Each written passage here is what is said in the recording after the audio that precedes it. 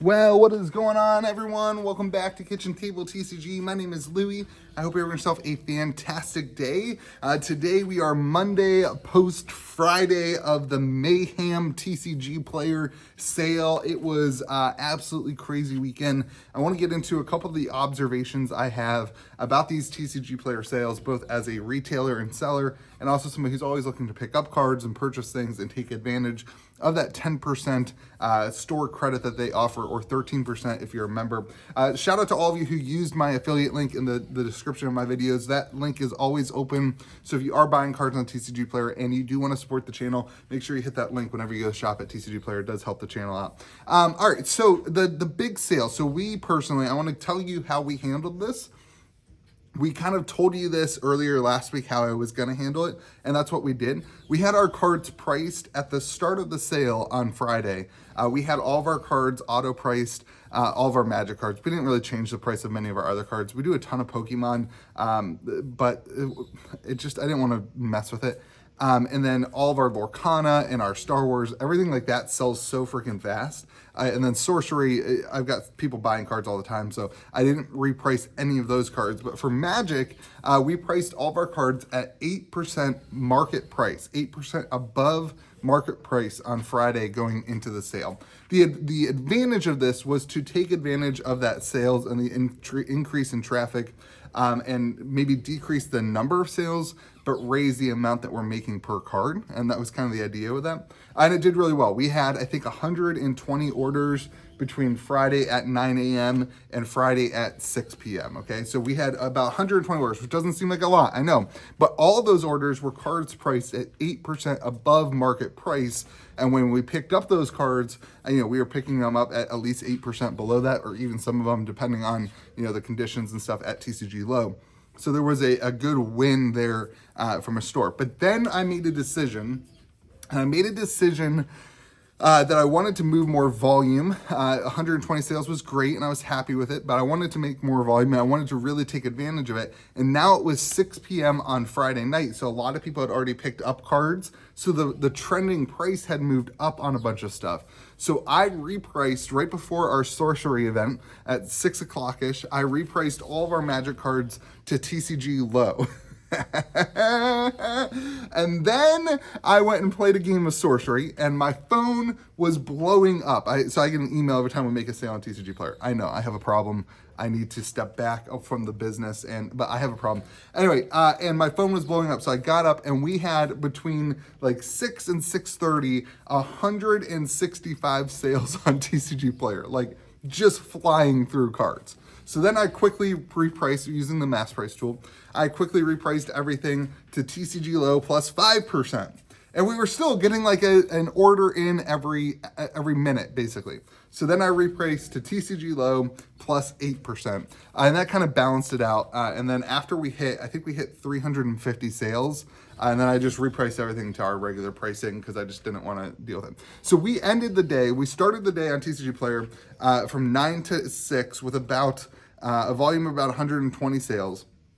From 6 to midnight, we had an additional 450 sales, which is crazy. That's a lot of, we have a small team here. That's a lot of cards moving, but it's a good thing. I want to get into a couple things, some insights for that. First and foremost, as a business, here's what I'm looking at, okay?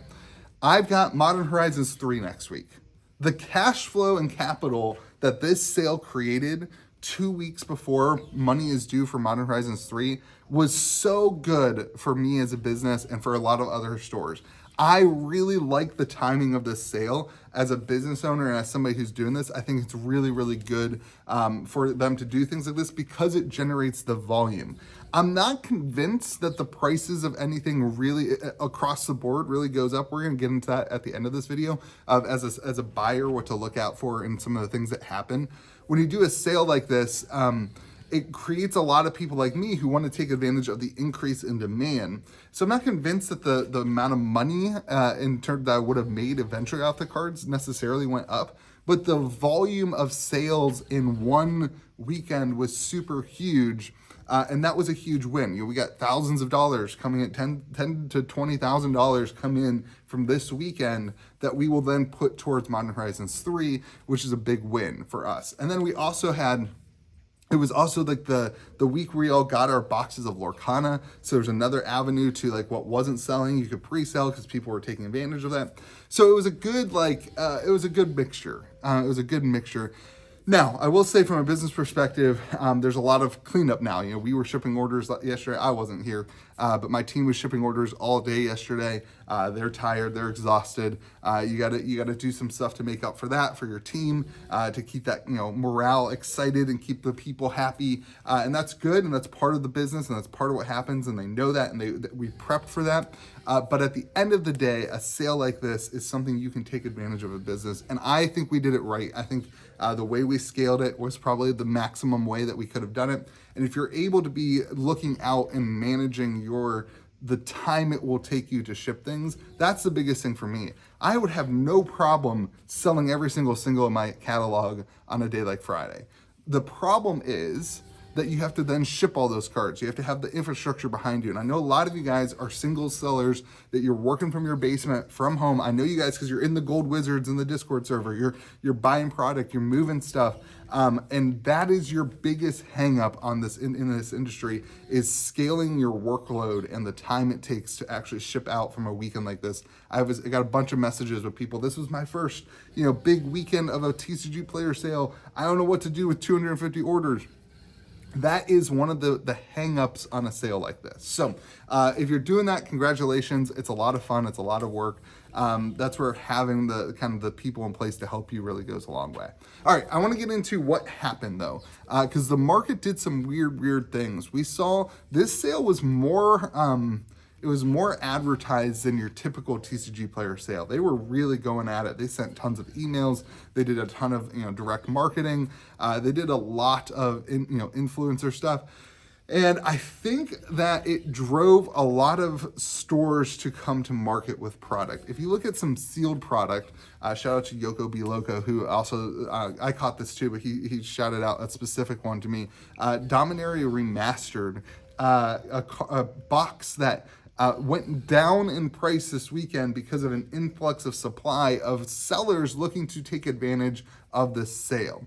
And I think a lot of that is, again, Modern Horizons 3 stores looking, especially some higher end stores, looking in their inventory and saying, what can I move out that is just dead product? You know, Dominaria Remastered, dead product. Nobody wants it. There's nobody who's actively looking to buy it unless they can get a good deal on it with 10% back. They can draft it. It creates that volume on a special weekend like that. And so a lot of boxes came to market and not as many buyers came to market. And so we saw a couple products like that actually go down in value. And this is where, as a buyer, I think you can get a really good deal to look at those things, not just necessarily buy the things that you intentionally are looking for, but look for the things that maybe you'll be able to have or collect or keep, and be able to look for those ones that go down in value because nobody else is really buying them. And then you also get that 10% back. I think that's a kind of a crazy opportunity for some of those sets that just didn't feel super good. They didn't feel super good. So that was a really interesting dynamic that I don't think we saw happen very often for other sales. Now, I don't think this happened in the singles world. For most stores, singles, they're not sitting on, you know, a stack of singles. They're not sitting on a bunch of that stuff. Most of their inventory is either in store and they don't do any TCG player, or their full inventory is already online and they're not really sitting on stacks of cards because they want that cash flow. That's kind of what my business model is.